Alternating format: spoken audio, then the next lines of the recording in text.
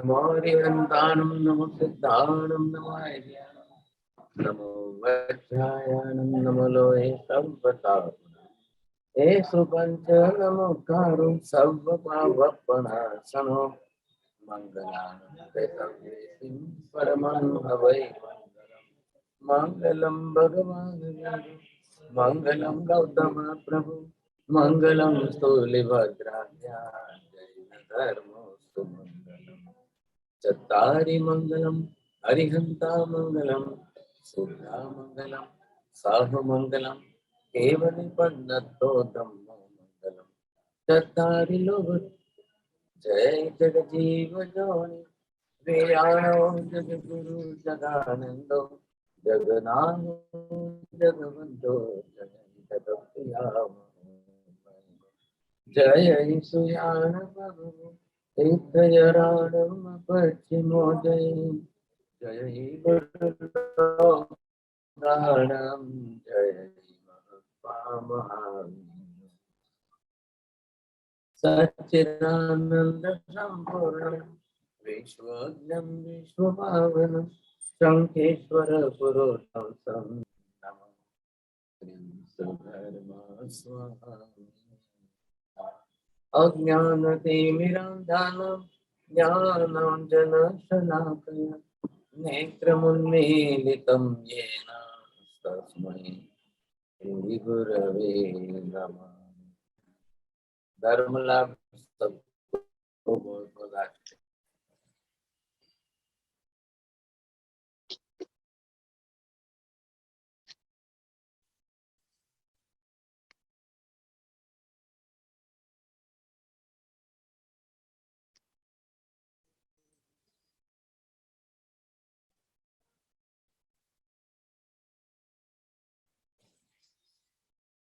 संसार के अंदर ये दो मुख्य द्रव्य हैं।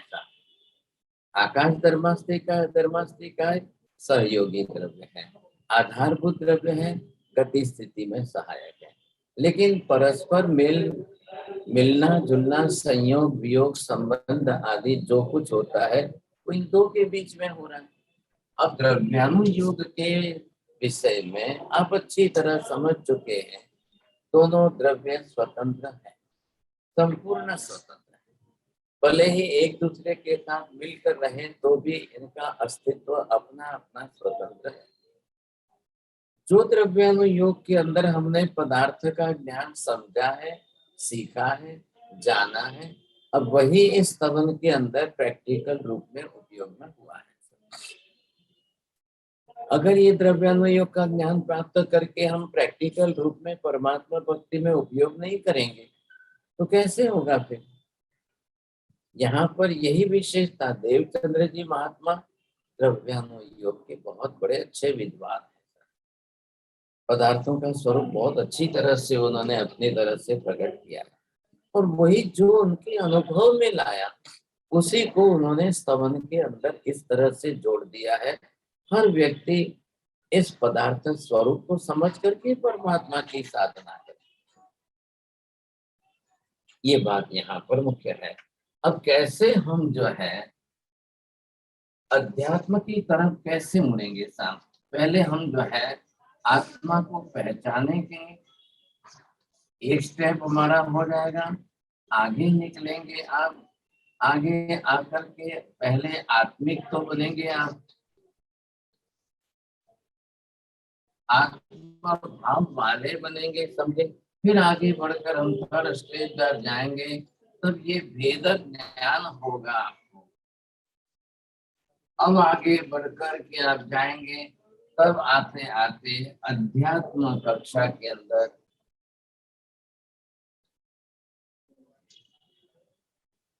अब अध्यात्म की कक्षा में प्रवेश करेंगे। क्या होगा? एक के बाद दूसरा स्टेप, तीसरा स्टेप, चौथा स्टेप आप देख रहे हैं। अगर हम यहाँ पर जो है सर्वप्रथम तो हमारी समस्या क्या है? आत्मा को ही पहचानने में हम कमजोर हैं। तो वहां पर हमारे पास सबसे ज्यादा किसका है?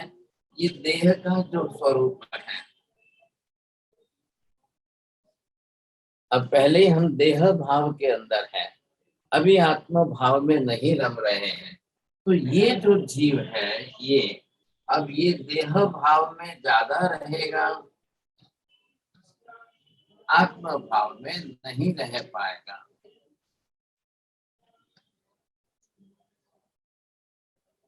अब जो देह भाव में ही सतत रहेगा वो आत्म भाव में आएगा कैसे साहब?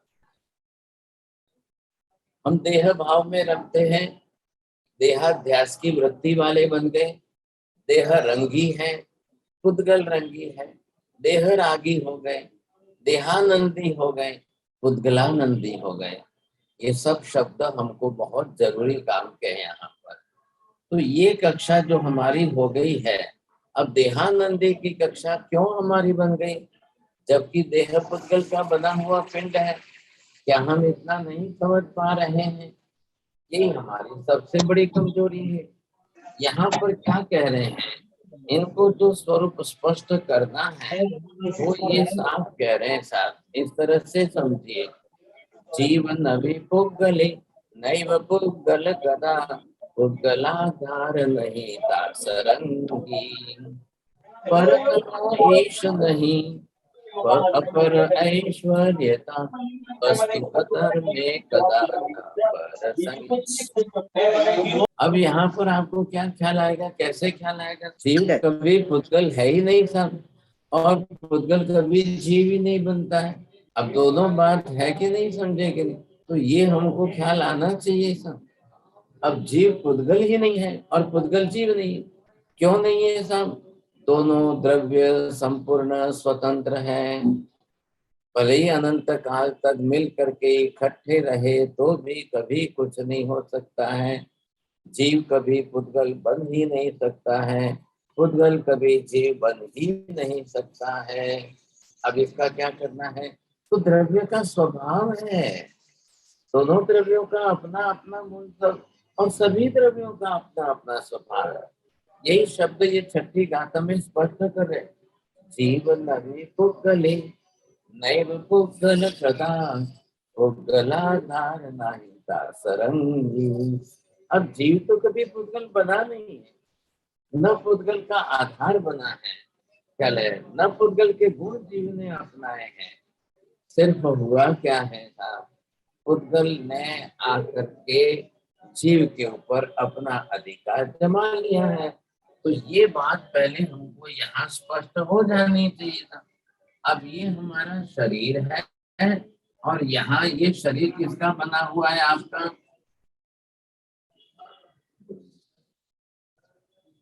अब ये आत्मा बिल्कुल स्वतंत्र द्रव्य है ही है, और ये जो बना हुआ है ये शरीर किसका है? ये पुद्गल का शरीर है। अब आत्मा पुद्गल के साथ कब से है? अनंत काल से है, अनादि काल से है साहब। सर्वथा पुद्गल रहित आत्मा कभी संसार में ही नहीं थी। निगोद में भी है तो निगोद में भी अनंत अनंत अनंत काल से है, और निगोद में भी पुद्गल के शरीर में साथ में ही रहे हुए अनंत अनंत काल जीव ने निगोद की पर्याय में बिताया है। फिर भी आत्मा निगोद रूप में, शरीर रूप में, पुद्गल रूप में नहीं परिवर्तित हो गई, न पुद्गल कभी आत्मा के रूप में परिणमे। आप देख रहे हैं कि 2 मिनट के लिए भी हम शक्कर डाल दें तो दूध मीठा हो जाता है।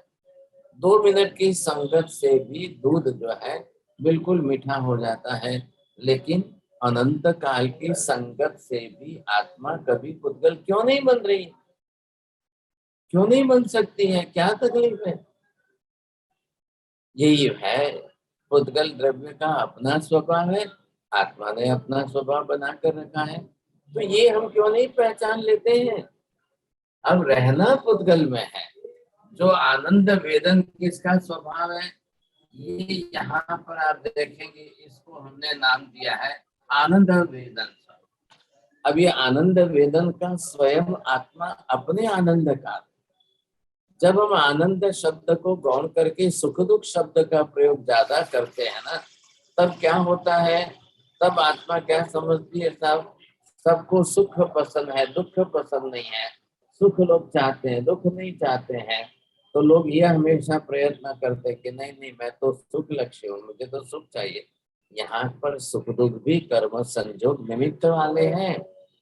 सुख दुख भी आपके कर्म निमित्तक है, इसलिए ज्यादा आप लक्ष्य रखिए, सुख दुख का लक्ष्य न रखते हुए आत्मिक आनंद की अनुभूति का लक्ष्य रखिए, आत्मानंदी बनने का कोशिश प्रयत्न। लेकिन जब आत्मानंदी आप बनेंगे, कब बनेंगे?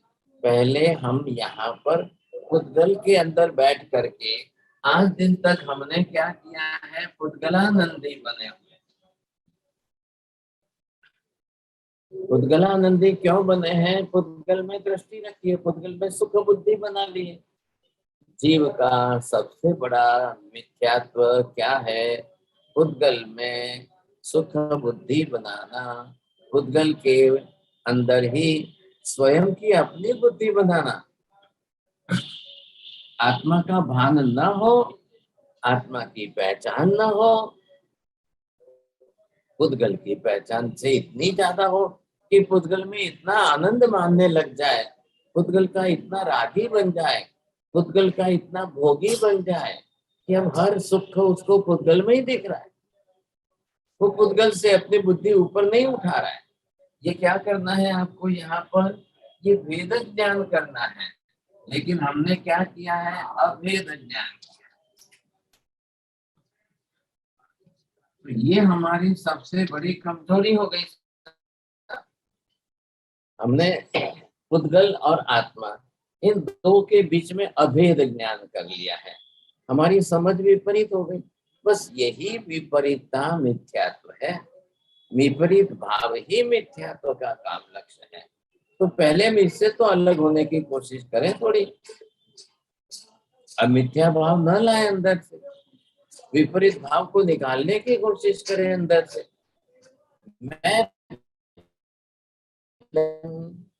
मैं चेतन आत्मा हूँ, मैं पुद्गल से सर्वथा भिन्न हूँ, पुद्गल मेरे से सर्वथा भिन्न है।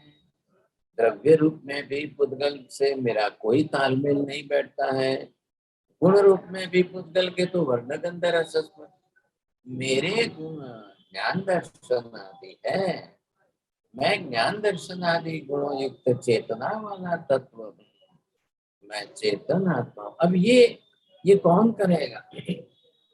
भेद ज्ञान की अनुभूति आपको ध्यान में होगी। बोलिए इलाबेन जी, मैंने क्या वाक्य बोला है?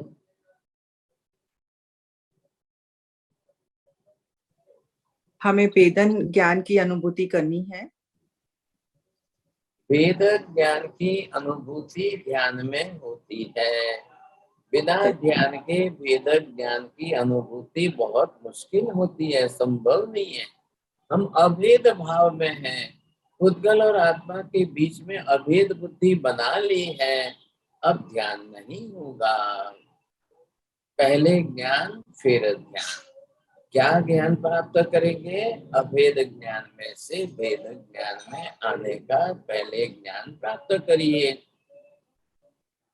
द्रव्यानुयोग का ज्ञान पर्याप्त हो जाए, द्रव्यानुयोग का चिंतन मनन सतत रह जाए, अब ध्यान तो बाद में भी होगा तो चलेगा, ध्यान में थोड़ी देर भी लगेगी तो भी चलेगा, लेकिन ये ज्ञान भी कम नहीं है, ये ज्ञान भी तो निद्राई करा रहा है भाई। ध्यान भी तो आभ्यंतर तप है और ज्ञान भी तो आभ्यंतर तप ही है, दोनों ही तो निद्रा कारक है, फिर कहाँ आपको चिंता हो रही है? तो ये कक्षा हमारी जो है, जिस प्रकार की जैसी कक्षा है, अब ये कक्षा आनी तो चाहिए कि नहीं? अगर ये कक्षा नहीं आई तो फिर समस्या बहुत बड़ी हो जाएगी सब। तो ये कक्षा आएगी, कब आएगी, कैसे आएगी? भेद ज्ञान प्राप्त, अभेद में से जब तक आप भेद की कक्षा में नहीं जाओगे, वहां तक जो है ये कक्षा आनी मुश्किल है। तो इसके लिए हमको करना क्या पड़ेगा? पहले आप देखिए, जब तक आप पुद्गल से अपने आप को भिन्न नहीं मानोगे, वहां तक कैसे होगा? तो ये प्रयत्न हमें करना पड़ेगा। तो ये अगर प्रयत्न बरोबर हो जाता है फिर तो हमारे लिए बहुत आसान बात है, नहीं तो नहीं होगा। तो यहाँ पर पहले बताया, पर तनो ईश नहीं अपर ऐश्वर्यता, वस्तु धर्म में कदा न पर संगी। भाई आत्मा किसका मालिक है? अपने गुणों का मालिक है। आत्मा पुद्गल का मालिक नहीं है। हमने स्वामित्व भाव किसमें लाया है? पुद्गल में लाया। स्वामित्व भाव मतलब क्या? ऐश्वर्यता जो यहाँ पर ईशपना जो लाया है, ये किसका लाया? हमने पुद्गल के अंदर। ये घर मेरा है, ये बंगला मेरा है, ये गाड़ी मेरी है, ये सब मेरा है, ये सब मेरा है, ये सब मेरा है। इतनी वस्तुओं के साथ में मेरापन मेरापन मेरापन जोड़ दिया आपने, मालिकी बना ली और उसका ईशपना आपने लाया, तो वो आपको अभेद भाव में रहेगा, आत्मा भाव में आने ही नहीं देगा। अब आप पुद्गलानंदी बने रहोगे, देहानंदी बनो रहोगे, आप ऊपर नहीं उठ पाओगे फिर तो यहाँ पर ये कहे परतरो ईश नहीं, मैं आत्मा हूँ, मैं पुद्गल का मालिक नहीं हूँ, मैं आत्मा पुद्गल का स्वामी भी नहीं हूँ, और नहीं अपर ऐश्वर्यता। मेरे पास धन संपत्ति वैभव पुद्गल वगैरह की बहुत ज्यादा है, बहुत ज्यादा। इसका मतलब मैं बहुत सुखी हूँ, बहुत संपन्न हूँ, ये मेरा भ्रम है। जिसके पास पुद्गल की बहुत सारी साधन सामग्रियां विपुल प्रमाण में उपलब्ध है, वो अपना ऐश्वर्य उसी के कारण समझ रहा है। ये बड़ी गलती है साहब। भगवान सिमंदर स्वामी को पूछा गया कि भगवान, ये समवसरण, ये सुवर्ण के और रत्न जड़ित, ये सिंहासन, ये छत्र तय, ये सब क्या आपकी संपदा है? आपकी संपत्ति है? क्या है ये सब? भगवान ने कहा, इसमें मेरा कुछ भी नहीं है। मैं सिर्फ केवल ज्ञान, केवल दर्शन, वितरागता, अनंत वीर्य का स्वामी हूँ। ये मेरा कुछ भी नहीं है। सिर्फ व्यंतर जाति के देवता जगत के जीवों के हित के लिए समवसरण की रचना करते हैं। मैं आकर के समवसरण में बैठकर देशना देकर के चला जाता हूँ। एक क्षण के लिए भी मुझे इस समवसरण के सोने चांदी हीरे मोती किसी का न तो मोह है, न राग है, न कुछ भी नहीं है। बिल्कुल भी वितरागी बन गया हूँ। सोचिए, ऐसे देवता जो है रागी द्वेषी लोगों के लिए समवसरण की रचना क्यों नहीं करते? अगर रागी द्वेषी लोगों के लिए समवसरण की रचना करेंगे तो कोई हीरा मोती बाकी रखेंगे क्या? उठा उठा के ले जाएंगे सब, तोड़ फोड़ करके सब ले जाएंगे, कुछ भी नहीं रखेंगे। ये देवता भी बड़े समझदार हैं। ऐसे किसी रागी द्वेषी के लिए ये रत्न जड़ित सिंहासन और ऐसे सुवर्णमय समवसन की रचना कभी नहीं करते हैं। देवता जानते हैं, समझते हैं। इसलिए जो वितरागी बन जाए, वितरागता प्राप्त करके जो केवल ज्ञान, केवल दर्शन प्राप्त कर ले, ऐसे तीर्थंकर के लिए ही वो समवसन की रचना करते। और तीर्थंकर भगवान समवसन में आते हैं, विराजमान होते हैं, प्रभु देशना देते हैं। देशना पूरी हुई कि भगवान वहां से रवाना हो जाते हैं। एक क्षण के लिए समवसरण की तरफ किधर नजर भी नहीं करते हैं। अरे ये बहुत अच्छा है, ये बहुत अच्छा है। एंट्रेंस गेट जो है वो बहुत अद्भुत है। कुछ भी नहीं, कुछ भी नहीं, एक अक्षर की बात नहीं, बस चले जाते हैं। क्या देवता कभी पूछते नहीं है उनको, अरे भगवान इतना सुंदर अच्छा समोसा बनाया, कैसा लगता है आपको? हे भगवान, आपको बड़ा कैसा अच्छा लगा कि नहीं लगा? भगवान को न तो देवता कभी पूछते हैं, न भगवान कभी कहते हैं। कुछ भी नहीं कहते, कुछ भी नहीं कहते। ऐसी परिस्थिति के अंदर वितरागता का भाव कितना ऊंचा है ऐसा। एक पत्नी ने अपने पति के बारे में कहा आकर के, दोनों साथ में ही आए थे, दोनों साथ में ही बैठे थे, तो पत्नी ने अपनी तरफ से कहा, महाराज साहब आ तो पति छे के गणपति छे, खबर ज નથી પડતી। કોઈ દાડો આટલા વર્ષ થઈ ગયા, 20 વર્ષ 25 વર્ષ લગ્ન કરીને થઈ ગયા, એકમાં પણ એમ નથી ખારું કે મીઠું કે ખરાબ કે સારું કે સારું પણ નથી કહેતા, ખરાબ પણ નથી કહેતા। अरे कोई दाड़ो थोड़ो मीठो झगड़ो पण करे तो खबर तो पड़े के नहीं पति छे, मने तो लागे छे के पति छे के गणपति छे, खबर ज नहीं पड़ती। समझे? मैंने उनको पति को पूछा, भाई साहब ये आपके पास में ही बैठ रही है श्रीमती जी, क्या बोल रही है, आपको क्या लग रहा है? नहीं महाराज साहब, शादी करने के पहले ही मैंने पहचान कर लिया था कि मैं पत्नी के साथ खाने पीने की किसी भी बात में कभी भी कोई राग द्वेष नहीं करूंगा। महाराज जी बताइए अच्छी बात है कि नहीं? तो पत्नी कहती है कि नहीं नहीं, थोड़ું ઘણું તો મીઠો ઝઘડો તો થવો તો જોઈએ ને કઈ. ક્યારેક હું રીસાવ તો તમે મનાવો ને ક્યારેક તમે રીસાવ તો હું મનાવો ને, કઈક તો પછી લગ્ન કરવાનો મતલબ શું રહ્યો? मैंने कहा आप क्यों ऐसा सोच रही हो, क्यों ऐसा सोच रही हो, ये क्या बात है? इतने लोग परेशान हैं, वो सब चाहते हैं कि ऐसी पत्नी मिले घर में, बड़ी अच्छी सुख शांति हो सब. नहीं नहीं महाराज, મને તો હાવ એવા ગણપતિ તો નથી ગમતા. સમજાય કઈ છે હાવ થોડું ઘણું તો કઈ મહિનામાં એક વાર બે વાર કઈ થોડો મીઠો ઝઘડો થાય તો સારું, પછી હું રિસાઈ જાઉં અને પછી મને મનાવે, પછી અમે ફરી પાછા જમી લઈએ તો કઈ ગમે ને. સમજાય આ તો કે સાહેબ હાવ ગણપતિ છે. 25 વર્ષ થયા, એક દિવસ એમ નથી બોલતા કે દહીવડા બનાવ કે કેલાવડા બનાવ કે સમોસા બનાવ, કઈ કહેતા જ નથી. ગમે તે હવારનું મૂકી દઉં તોય ખાઈને ઉભા થઈ જાય છે, ગમે તે આપું તોય ખાઈને રવાના થઈ જાય છે. एक अक्षर नहीं बोलता, सारू खराब कोई कहता જ नहीं. मैंने कहा बहन जी ऐसे पुरुष तो मिल जाए ना, आपको नहीं चाहिए क्या? बोलो हम ले जाए क्या उनको? नहीं नहीं महाराज જોઈએ છે, જોઈએ છે. मैंने कहा मैं दूसरे झगड़ालू कोई आपको भिजवा देता हूँ जो आपके साथ लड़ाई झगड़ा करेंगे थोड़ा थोड़ा. ना ना ना महाराज, नहीं नहीं नहीं, बोले रहे बोले बीजा करता तो हारा.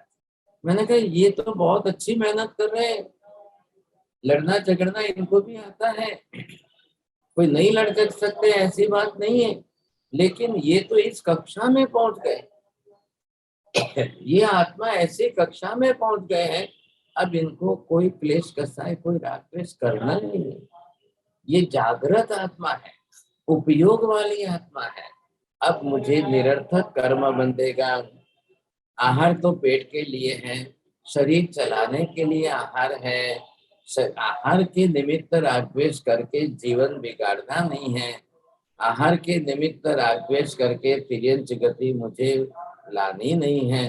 इतने अच्छे सज्जन है, फिर आप क्यों ऐसा करते हो? मैंने कहा आप भी ऐसे बन जाओ ना. મને તો નથી આવડતું એવું બનવું, મને તો રોજ જે છે જુદું જુદું ખાવા જોઈએ છે, अलग अलग જોઈએ. मैंने कहा आप अपने हिसाब से जब इच्छा हो खा लो पी लो, आपके हाथ से बनाना है, फिर क्या तकलीफ है? आप जो चाहो बना लो, जैसा चाहो बना लो, પણ મને ગમે છે એવું બનાવો છો તો પણ એ ખબર નથી પડતી એમને. એમને તો દાલ ભાત આપો ને કેલાવડા આપો બધું હરખું જ લાગે છે. अरे आवा तो कई गणपति होता है कि. मैंने कहा भाई चलो ठीक है, तब देख अब इतने अच्छे सज्जन आदमी हैं, कभी कोई राग द्वेष नहीं. अड़ोस पड़ोस में जाकर के दूसरे लोगों को पूछा, बोले महाराज ये घर है कि शमशान है? यहाँ तो शांति इतनी है कि दोनों के बीच में कोई झगड़ा ही नहीं, कोई बात ही नहीं, कोई क्लेश करता ही नहीं. तो मैंने कहा जिसके घर में क्लेश करता हुए वो घर अच्छा लगता है क्या? ના મને થોડું ઘણું કઈ જાગતું તો રહેવું જોઈએ ને, થોડું ઘણું ઘર જાગતું રહે તો સારું કહેવાય. मैंने कहा ये क्या तरीका है भाई का? अब पुरुष जो है वो राग द्वेष छोड़ करके वितरागता की तरफ चला जाए, वो भी पसंद नहीं है आपको. ये क्या तरीका है? संसार इसी का नाम है क्या? थोड़ा थोड़ा थोड़ा राग द्वेष होता रहे उसी को संसार कहते, क्लेश कसाय होता रहे उसी को संसार कहते. जी नहीं, थोड़ा या ज्यादा कसाय कसाय ही है, राग द्वेष ही है, क्लेश कसाय नहीं होना चाहिए, नहीं. तो ये हम क्यों करें ऐसा सुने? तो पहले यहाँ पर क्या कहें, परतनो ईश नहीं और नहीं अपर ऐश्वर्य. जब मैं पुद्गल का मालिक नहीं हूँ तो फिर ये पुद्गल की सारी साधन सामग्रियां बढ़ा बढ़ा करके मैं हमेशा कहता हूँ मैं मालिक हूँ, मैं मालिक हूँ, ये मेरा घर है, ये मेरा बंगला, ये मेरी गाड़ी है, मेरा मेरा. तो आप अभेद भाव में है, अभी तक आप भेदभाव में नहीं आए. जब आप अभेद ज्ञान में से बाहर निकलोगे तब आपको पुद्गल और आत्मा का भेदक ज्ञान होगा. दूध के अंदर नींबू का रस डालते हैं तब भेद कैसा होता है? दूध दूध अलग हो जाता है, पानी पानी अलग हो जाता है, ये भेदक ज्ञान है.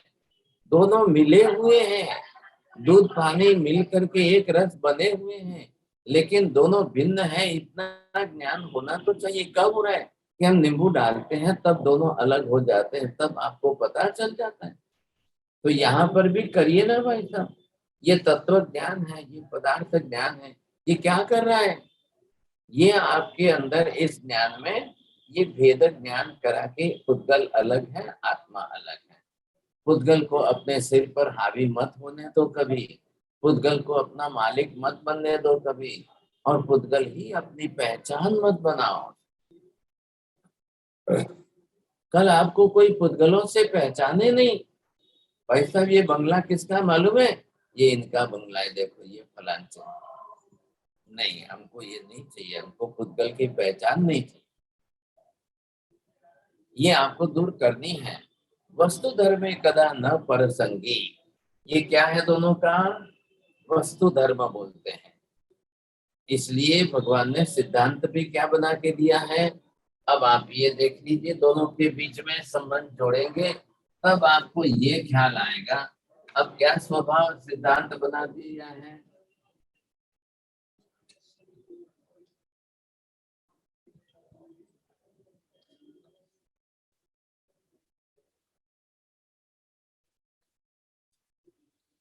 ये सिद्धांत है, लिख कर रखिए बरोबर अपने घर में। वस्तु सहावो धम्म, वस्तु जिसको हम हमेशा वस्तु वस्तु करते रहते हैं, इसी को नाम दिया है पदार्थ। आप इसको द्रव्य कहिए, ये जो वस्तु है यही पदार्थ है, ये द्रव्य है। वस्तु का अपना स्वभाव, वस्तु के जो गुणधर्म है, उन गुणधर्मों के कारण ही वस्तु वस्तु अपने धर्म वाली है। सब तो वस्तु का जो मूल स्वभाव क्या है, आत्मा का मूल स्वभाव ज्ञान दर्शन है, उसी का आचरण करो, वही धर्म है। क्या ला रहे हैं आपको, वस्तु है, एक वस्तु हो गई आत्मा, दूसरी वस्तु हो गई पुद्गल। अरे भाई पुद्गल को भी पहचान लो ना, पुद्गल के वर्ण गंध रस स्पर्श उसके गुण है, बस उसको उसी में रहने दो। पुद्गल के पुद्गल में ही रहेंगे, पुद्गल के गुण आत्मा में नहीं आएंगे, आत्मा के गुण पुद्गल में नहीं जाएंगे। आप बिल्कुल चिंता मत करिए, बात पूरी हो गई, समझे। तो यहाँ क्या हो जाएगा, वस्तु सहावो धर्मो, वस्तु का अपने स्वभाव में रहना ही धर्म है। आकाश, आकाश अपने गुण में रहेगा, धर्मास्ति का अपने गुण में रहेगा, अधर्मास्ति का अपने गुण में रहेगा। जिनको जिनको जिन जिन जिन द्रव्यों को जो जो गुण उनके मिले, उन द्रव्यों को अपने गुणों में रहना ही अनिवार्य है। तो जब दूसरे सभी गुण द्रव्य निज स्वभाव में अपने गुण में रहते हैं, तो आत्मा को अपने गुण में रहने में क्या तकलीफ है, क्यों नहीं रहती है आत्मा अपने गुण में। पुद्गल कभी अपने गुण छोड़ता है क्या, आकाश धर्मास्ति का है, धर्मास्ति का ये कभी अपना गुण छोड़कर पर गुण में जाएंगे, पर द्रव्य के गुणों को अपनाएंगे क्या। सबसे बड़ी जो है गलती जीवात्मा ही करता है। जीवात्मा ही मात्र जो एक ऐसा है जो पुद्गल के गुण को लेकर के अब वो अपने गुण को पहचानता ही नहीं है, पर पुद्गल के अंदर आगे बन जाता है। अरे साहब अंदर जो है ज्ञान दर्शन उसका अनंत है, ये सब उसके पास है, ज्ञान दर्शन अनंत है, चारित्र भी अनंत है, लेकिन वो एक भी गुण को नहीं पहचानता है। आत्मा अपने गुणों को नहीं पहचान करके अब बाहर जो आया, तो शरीर जिसका बना है, अब वो पुद्गलानंदी ऐसा बन गया है। अब अंदर जो है पुद्गल का राग अनुभवता है, पुद्गल की चिंता करता है, शरीर की चिंता करता है, आत्मा की चिंता तो कभी करता ही नहीं है। कब किया आपने आत्मा चिंता, हम तो हमेशा शरीर के पुद्गल की चिंता करते रहते, आत्म चिंता तो कभी करते ही नहीं है था।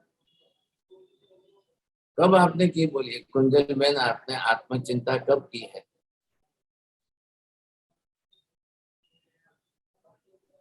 सर जी आपको सुनने के बाद थोड़ी थोड़ी शुरू की है। शुरू की है, अच्छी बात है। चलिए अब पहचान हुई तब हमारी चिंता शुरू हुई, अब बिना पहचान के हमारी चिंता शुरू नहीं हुई थी। हमेशा पुद्गल की चिंता हम सब करते थे, थोड़ी सी हल्की सी बीमारी आ गई कि पुद्गल की चिंता, थोड़ी सी बीमारी शुरू हो गई कि शरीर की चिंता पहले। अरे भाई आत्मा की चिंता क्यों नहीं करते आप, क्या होगा मेरा, आत्मा का क्या होगा, ये अभी आयुष्य समाप्ति पर है, मेरा क्या होगा, आत्मा का चिंतन करो ना कभी, ये बहुत सर आवश्यक जी है। अभी कोविड हुआ तो डर नहीं लग रहा है। हाँ अब आत्मचिंतन करने की कक्षा जब आएगी आपकी, तब हम समझेंगे। अब ये शुरुआत कहाँ से करनी है?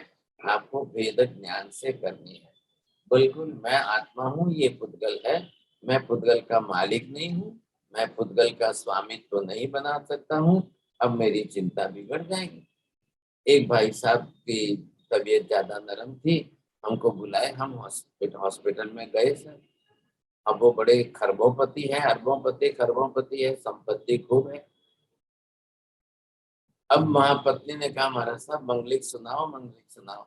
हमने कहा ठीक है साहब, मंगलिक सुनाए। अब पत्नी ने कहा महाराज साहब थोड़ा सा इनको वो सिरा दो सब। तो बेचारे बड़ी चिंता में आ गए। नहीं नहीं महाराज साहब अभी मत बोसरा, ये अभी कुछ भी नहीं बोसराना है मुझे। मैंने कहा पत्नी जी आपकी बहुत अच्छी तरह से सही सलाह दे रही है, अब आपको धीरे धीरे बोसरा देना चाहिए, समझे कि नहीं? लेकिन अब वो अपनी तरह से विचार ही नहीं कर रहे साहब। नहीं नहीं नहीं नहीं नहीं मुझे नहीं बोसराना है। क्यों भाई साहब? नहीं मेरा इतनी संपत्ति है, इतनी संपत्ति है, इतना जो है सब कुछ मेरे पास है, इतना हमारा पैसा, मेरे इतने बंगले हैं, इतनी गाड़ियां हैं, इतना पैसा है, इतना यहाँ पर है, इतना उधर है, इतना है। नो नहीं मुझे मरना तो नहीं मारा साहब, कुछ भी करके मुझे बचा तो लो, कुछ भी कर लो, जो दुनिया के अंदर जो कुछ करना है कर लो, मुझे बचा लो, मुझे मरना तो नहीं। अब क्या करना बोलिए साहब, कैसे करना है इनको? अब डॉक्टरों ने कहा है कि भाई साहब ये थर्ड टाइम का सीवियर अटैक है, अब बचना नहीं बचना संभावना बहुत कम है। अब उधर डॉक्टर जो है वो उनको सलाइन के अंदर इंजेक्शन डालते रहते हैं, देते रहते हैं, इंजेक्शन डालते रहते हैं, देते रहते हैं, और वो बेचारे बिल्कुल जो है वो नशे के अंदर नींद में सोते ही रहते हैं, सोते ही रहते हैं। अब पत्नी पूछे बुलावे तो कुछ बोल भी नहीं पाते हैं, जग भी नहीं पाते हैं। तो डॉक्टरों ने पत्नी को कहा आप बाहर बैठो, बाहर रहो, आप अंदर मत आओ, इनको कोई बात मत कराओ, आप डिस्टर्ब करते हो, उनको चिंता होती है। और वो बेचारे अपनी तरफ से पत्नी नहीं हो तो एकदम डरते हैं, क्या करूं मैं? अब कोई है तो नहीं, संतान भी नहीं है, कोई परिवार तो दूसरा है नहीं, और पुण्य के हिसाब से संपत्ति बहुत कुछ है, अब मैं क्या करूं साहब? पत्नी ने कहा कि नहीं नहीं, अब यहाँ तो आप हॉस्पिटल में से छोड़ दीजिए, हम घर जाते हैं। तो हॉस्पिटल वाले कहते हैं ऐसे नहीं छोड़ेंगे, हम तो नहीं छोड़ेंगे हम। अब क्या करना है भाई साहब, ना तो हॉस्पिटल वाले छोड़ने को तैयार है, ना घर आने को तैयार है, ना किधर, कुछ भी नहीं था। ऐसी परिस्थिति में अब पत्नी को अंदर मिलने नहीं जाने देवे, इधर पत्नी रोने लग गई, इधर वो भाई साहब अंदर चिंताग्रस्त होकर के रोने लग गए। अब डॉक्टरों को तो पता चल गया, बढ़िया अच्छा बकरा हाथ में आया है, छोड़ना नहीं है भाई साहब। अब वो तो इस विचार में आ गए। अब उन्होंने तो 2 दिन के 3 दिन, 3 दिन के 4 दिन, वो तो एक एक दिन का 2-2 लाख का बिल बनाते जा रहे हैं। अब करना है क्या साहब? आखिर पत्नी ने जाकर के किसी को बात की, मिनिस्टर को बात की, पैसा जान छुड़ाओ ना यहाँ से, समझे कि नहीं? कैसे भी करके जबरदस्ती उनसे जान छुड़ाई। घर आ गए, घर आ गए तो पत्नी ने कहा क्या चिंता है, क्या बात है? बोले सिर्फ चिंता ही मुझे मेरी मेरी बीमारी है, अब चिंता के अंदर हूँ, मैं बीमार हो रहा हूँ और कुछ भी नहीं है। चिंता जो है वो उनको खाए जा रही थी। ऐसी चिंता की स्थिति के अंदर जो है वो उनको बड़ी समस्या खड़ी कर रहे थे। अब करना कैसे? पत्नी ने जाकर के गुरु महाराज को बुलाए, गुरु महाराज को बुला करके बैठा करके, महाराज साहब आप इनको थोड़ा उपदेश दो, आप इनको धर्म का उपदेश दो। गुरु महाराज ने ये उपदेश दिया, उद्गल का, आत्मा का, वेद ज्ञान, अभेद ज्ञान में से आप वेद ज्ञान में आइए, और ये चिंतन मनन की धारा में लगिए, थोड़ा ध्यान करना शुरू करिए। अब भाई साहब वो इतने स्वस्थ हो गए, 3 दिन के अंदर तो उनकी स्वस्थता इतनी सुंदर हो गई, बोले कुछ भी नहीं ऐसा। तो पत्नी कह रही है महाराज जी आपने क्या चमत्कार कर दिया? बोले मैंने कुछ भी चमत्कार नहीं किया, मैंने तो ये वेद ज्ञान समझाया, आत्मा भिन्न है, पुद्गल भिन्न है। आप पुद्गल के मालिक बनकर पुद्गल की चिंता करने लगे, अपनी आत्मा का भूल गए हो, जरा विचार कर लो। तो ये वेद ज्ञान जब मैंने कराया, अब इनको अध्यात्म की तरफ ले जा रहे हो। तो गुरु गुरु महाराज का बहुत बड़ा उपकार रहा। अब वो भाई साहब तो कहने लगे महाराज साहब आप तो रोज पधारी, आप तो रोज पधारिए, प्रतिदिन आइए और मुझे कैसे भी करके इसमें से बाहर निकालो। तो गुरु महाराज ने कहा भैया जितना तुम्हारे पास है उसको छोड़ते जाओ, त्याग करते जाओ, त्याग करते जाओ। देखो आप कहते हो ना साहब, जिस भाषा में वो सिराना है, अब विसर्जन करना है, अब विसर्जन करना है तो वो सिराते जाओ, ममत्व हट जाएगा। देखो फिर आप, बड़ा अच्छा सौभाग्य हुआ, भाई साहब ने दान किया, दान भी बड़े बड़े प्रकार से करने लगे, इधर उधर उधर जिनको जिनको बुलाना था बुला बुला करके दान करने लगे। दूसरे महीने तो वो इतने स्वस्थ हो गए कि अब खुद ही दौड़ने लगे। अब उनको दवाई तो पक्की समझ में आ गई, त्याग जितना करूंगा उतना मैं सुखी रहूंगा, राग में जितना करूंगा उतना दुखी रहूंगा। ये बात तो बैठ गई प्रीति बहन गांधी जी, आपको दिमाग में बात बैठ रही है क्या? घर में दीवार पर रख कर रखो, जितना त्याग करोगे उतना सुखी रहेंगे, जितना राग करोगे उतने ही ज्यादा दुखी रहेंगे। दुख राग में निश्चित है, और राग के पीछे तो द्वेष छिपा ही हुआ है। राग एंड द्वेष both are nothing but it is the two side of one coin. तो ये हमको सोचना ही है। अब इसमें से जैसे आप बाहर नहीं निकलेंगे वहां तक कुछ नहीं होगा।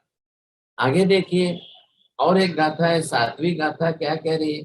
संग्रहे नहीं आपे नहीं पर भणी, नवी करे आदरे न पर राखे, शुद्ध स्याद्वाद निज भाव भोगी जिके, देह पर भावने के मचाखे। ये विशेषता इन्होंने बता दी यहाँ पर। अब आप समझ गए होंगे, थोड़ा सा क्या ख्याल में आएगा आपको? तो ये कह रहे हैं कि देखिए आखिर जो है पर पुद्गल की वस्तु का संग्रह मुझे करना ही नहीं है। महावीर ने बहुत अच्छा रास्ता बताया है, अपरिग्रह। गृहस्थ जीवन में हो परिग्रह का परिमाण, परिमाण का मतलब क्या है? माप रखिए, प्रमाण रखो, there must be some limitation, बस और कुछ नहीं। घर गृहस्थी है, संसार है, बात सही है, आवश्यकता जितनी है उतना जरूर रखिए, लेकिन आवश्यकता से 10 गुना 100 गुना 1000 गुना ज्यादा रखेंगे तो फिर आत्वेष बढ़ेगा ही बढ़ेगा फिर तो ये मत करिए आप। पुद्गल का संग्रह जितना कम रहेगा ना उतने आप सुखी रहो। पुद्गल का संग्रह जितना ज्यादा रहेगा, फिर बार बार जो है उसी की चिंता, उसी की चिंता, उसी का विचार, उसी के विचार, फिर बरोबर आप चलते रहेंगे तो वो आर्त ध्यान बन जाता है, उसी में हम रह जाते हैं सब। अब उसमें से बाहर नहीं निकल पाते हैं, ये हमारी समस्या हो जाती है। संग्रह नहीं आपे नहीं पर भणी, अब वो संग्रह भी नहीं करता है और वो अपनी तरह से अन्य को कभी अपना देता नहीं। उद्गल दे करके मैं किसी को सुखी कर दूंगा, साधन सामग्री दे करके मैं किसी को ज्यादा सुखी कर दूंगा? नहीं साहब, दे करके भी क्या फायदा? किसी और को भी मैं ज्यादा सुखरागी बनाऊं, ये भी तो मेरी गलती है ना। न भी करे आदरे न पर राखे, और पुद्गल का बहुत बहुमान भी मत करिए, पुद्गल के प्रति बहुत ज्यादा ओवर रिस्पेक्ट भी मत रखिए, पुद्गल के भौगोलिक पदार्थों के प्रति इतनी चाहना भी मत रखिए। ख्याल है, दोनों बात है इधर, जितना जरूरी है उतना आवश्यक है, आवश्यकता से ज्यादा नहीं। आवश्यकता और अनिवार्यता दो में क्या फर्क है? नीलिमा बेन बोलो।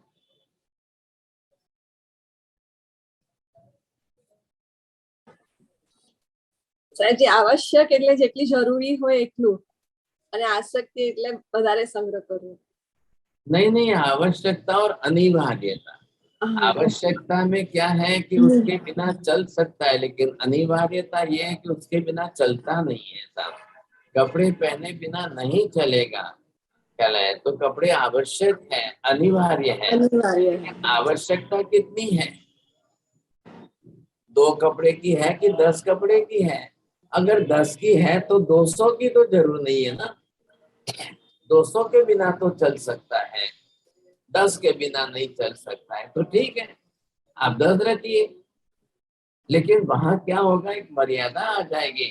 जब लिमिटेशन आ जाएगा ना तो फिर राग आदि भाव भी घटता जाता है। शुद्ध स्याद्वाद निज भाव भोगी जिके देह भव पर भावने के मचाहे। अरे भाई साहब, आत्मा तो शुद्ध ज्ञान दर्शन आदि गुणों वाली है। अब उसको अपनी तरह से कैसे देखना है? तो शुद्ध स्याद्वत में आत्म स्वभाव के अंदर क्या स्याद्वत में है? नित्य अनित्य दोनों है, उत्पन्न व्यय दोनों है, जन्म लेकर के जन्मती भी है और वही मरती भी है। क्या लाया? दोनों उसके साथ में जुड़े हुए स्याद्वत भाव से आत्म स्वरूप को समझिए तो वो निज भाव भोगी है। मैं अपने गुणों का भोगी, मैं स्वयं स्वगुणों का रागी हूँ, मैं अपने गुणों का आनंदी हूँ। यह परभाव ने केम चाके? अब वो परभाव पर पुद्गल के पदार्थों को कैसे राजी होगा? क्यों जाएगा पर पुद्गल पदार्थों में? क्यों उसके अंदर आनंदी होगा? बस यही है। अहो श्री सुमति जिना शुद्धता ताहरी। थोड़ा सा विचार कर लो भाई साहब, अब शुद्धता किसकी है?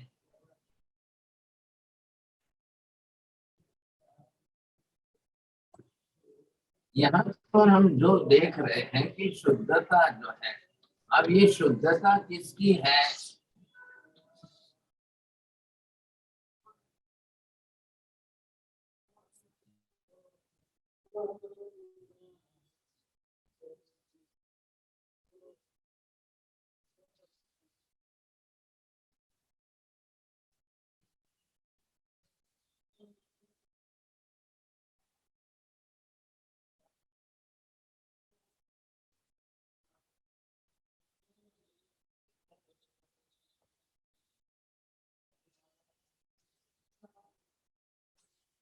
बोलिए साहब, किसकी शुद्धता प्रकट करनी है आपको? माता जी इधर देखिए, दो में से आपको किसके द्रव्य को शुद्ध बनाना है कि गुणों को शुद्ध करना है? साहब जी, द्रव्य तो शुद्ध ही है, गुणों को शुद्ध बनाना है। अरे द्रव्य शुद्ध कैसे है? द्रव्य कहाँ से शुद्ध है?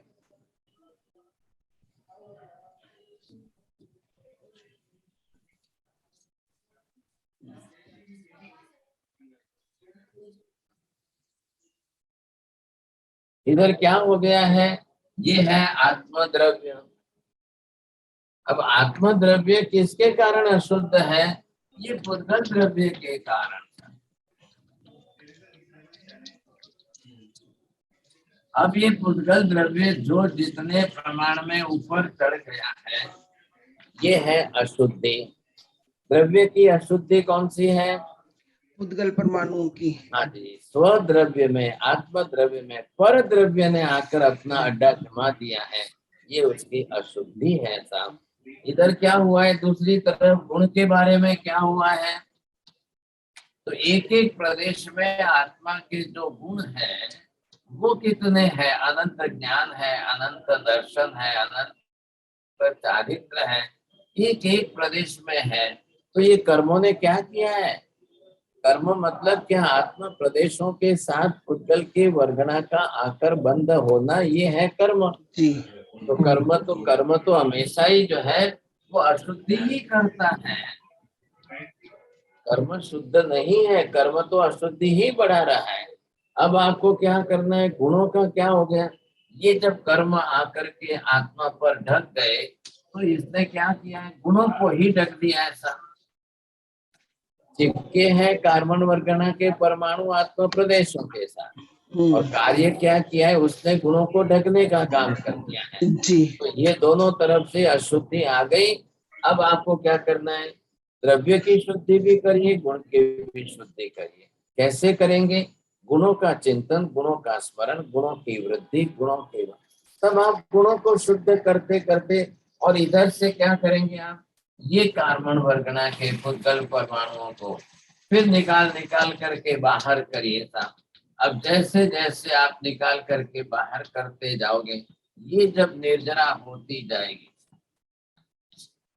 ये जितनी निर्जरा होगी तो कार्बन वर्गणा के पुद्गल परमाणु बाहर निकलते जाएंगे। अब द्रव्य की शुद्धि हो जाएगी। ये कपड़ा है ना, अब इसको साबुन लगाते लगाते लगाते, धोते घिसते घिसते, साबुन घिसते हुए धोते हुए मैं कपड़े को इतना शुद्ध कर दूं तो क्या हुआ? द्रव्य कपड़ा भी शुद्ध हो गया और सफेदी भी शुद्ध हो गई, तो कपड़ा भी शुद्ध हो गया और सफेदी और चमकने लग गई। इतनी अच्छी सफेदी आ गई, गुण इतना अच्छा आ गया कि देखने वाला बोलता है भाई साहब रोज नए नए कपड़े कहाँ से पहन रहे हो आप? और वो जवाब दे रहा है भाई साहब मैं रोज नए नहीं पहन रहा हूँ, एक ही है लेकिन उसको धोता इतना अच्छी तरह से हूँ कि वो नया ही लगे, देखने वाले को समझ में आ जाए कि नया नया पहन रहे। तो यहाँ पर क्या करना है, ये इसलिए इस स्तवन के अंदर देवचंद्र जी यही तो शब्द ले रहे हैं और इसी शब्द को लेकर के वो भगवान के सामने कह रहे हैं कि भगवान संसार में मुझे कहीं पर भी नहीं दिखाई दी, लेकिन आपके अंदर अहो श्री सुमति जिन शुद्धता हरि स्वगुण पर्याय परिणाम रहा। हे सुमतिनाथ भगवान, ये आपके अंदर जो मैंने शुद्धता देखी है ऐसी तो और कहीं दिखाई नहीं दे रही।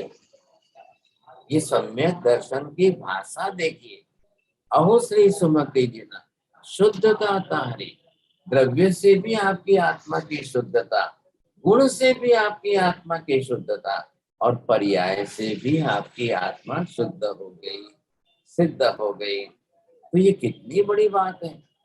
अवर अवर बीजे नर कहाँ है, अब बाहर दूसरी जगह कहाँ दिखाई देगी आपको, बाहर की दुनिया में और कहीं पर आपको ऐसी और इतनी द्रव्य की शुद्धता गुण की शुद्धता कहाँ दिखाई देगी साहब?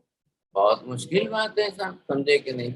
एक व्यापारी मिले साहब, अब मैंने पूछा आप किस बात के व्यापारी हो, वो बोले मैं कपड़े का व्यापार, रेडीमेड कपड़े का। मैंने कहा रेडीमेड कपड़े के व्यापारी, अच्छी बात है साहब, कहाँ फैक्ट्री है, कहाँ बनाते हैं, क्या करते हैं, कैसे बना?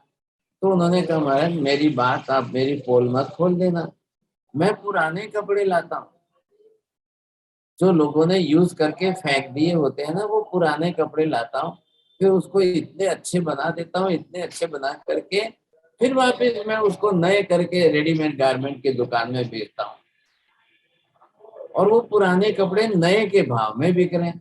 मैंने कहा बड़ी गजब की बात कर रहे हो, लोग लेते कैसे हैं, किसी को पता ही नहीं चलता है क्या ये पुराने कपड़े? अरे महाराज बस यही तो विशेषता है, मैं बनाता हूँ ऐसा बनाता हूँ ऐसा बनाता हूँ कि लोग ले लेते हैं। एक भाई ने कहा मेरा फर्नीचर का बिजनेस है, लेकिन करते क्या है, पुराने लोगों से लेकर के उसको ऐसा नया बना करके बेचते हैं कि बात बात। तो ये तो संसार में रोज चल रहा है, पुरानी गाड़ी को लेकर नई गाड़ी बनाकर बेच रहे हैं लोग, पुराने फर्नीचरों को लेकर के नया बनाकर बेच रहे हैं, पुराने कपड़ों को नया बना करके बेच रहे हैं साहब। हम क्यों नहीं अपनी आत्मा को जो है पुराने में से नया बना सकते हैं? कहाँ तकलीफ कहाँ है ऐसा? क्या ये संभव ही नहीं है? ये कैसे हमारी आत्मा पुरानी हो गई ना, अब वो कर्म से मलिन हो गई, अब कर्म से मैली हो गई साहब, क्या करना है? अब उसको साफ सुथरी नहीं कर सकते हैं, तो बस अब भगवान ने जो है साबुन कौन सा बताया है, ये साबुन है धर्म का, निर्जरा धर्म का ये साबुन है। ये आत्मा के अंदर आए हुए कार्बन वर्गना के पुद्गल परमाणु को धो धो करके बाहर निकाल दे। आपने देखा ना लोगस के अंदर यही तो शब्द दिया है, विहुय रय मला, कर्म की रज मल जिसकी धो चुकी है निकल चुकी है। तो ये हम भगवान को कह रहे हैं ना ये शब्द। तो जब हम निज आत्मा को अपनी आत्मा को इसी कक्षा में लाएंगे तब हमारा ख्याल आएगा हमको, हमको भी तो यही करना है, विहू ये रहे मला, कर्म रूपी रज मैल को धो धो करके साफ करना है, बस ये विशेषता है। और ये अगर हम करने लग गए तो बहुत बड़ी बात हो जाएगी, बहुत बड़ी उपलब्धि हो जाएगी। सोचिए नहीं कर पाए तो नुकसान बड़ा है, ये बात समझ लीजिए। तो ये हमको यहाँ पर समझ दी जा रही है। करना क्या है, भगवान को जाए, मंदिर में गए, भगवान के दर्शन किए, भगवान की पूजा की, तीर्थ यात्रा में गए, पालीतना गए, समेत शिखर जी गए, क्या देखा वहां जाकर आपने? और कुछ दुनिया बाहर की देखी कि भगवान की शुद्धता को देखी आपने? फिर वहां जाकर आपको ये लगा कि अहो श्री सुमति जना शुद्धता तारी, वाह भगवान वाह भगवान, वाह भगवान, क्या बात है। देखो, आपकी तो द्रव्य से शुद्धि इतनी ऊंची है, गुणों की शुद्धि इतनी ऊंची है। द्रव्य आत्मा प्रदेशों में से कार्बन वर्गना के पुद्गल परमाणु का महल सर्वथा निकल ही गया। खेल खत्म। अब आत्मा की आत्मा भी द्रव्य से शुद्धि हो गई। और इधर देखो तो गुण तो आपके पूर्ण रूप में जो प्रकट हो गए, अब बिल्कुल अशुद्धि तो निकल ही गई। अब कर्म का कचरा निकल गया तो मैल निकल गया, आत्मा शुद्ध प्रकट हो गई। और पर्याय से तो आपकी आत्मा बिल्कुल मोक्ष में जाकर सिद्ध बन गई है। इतनी शुद्धि, ऐसी शुद्धि कि अब दोबारा अशुद्धि नहीं आएगी, दूसरी बात वापिस अशुद्धि नहीं आएगी। हमारी क्या तकलीफ है साहब, आज थोड़ी सी शुद्धि कर ली तो कल दोबारा अशुद्धि आ जाएगी, आज थोड़ी सी शुद्धि बढ़ाई तो कल 4 गुनी अशुद्धि और आ जाएगी। हमारी ये बड़ी तकलीफ है। अगर ये हम शुद्धता देखने जाए तो एक बार जो है, जो सिद्ध आत्मा अब ये जो है इस कक्षा में यहाँ पहुंच चुकी है, और यहाँ पहुंच करके ये आत्मा इतनी शुद्ध बन गई,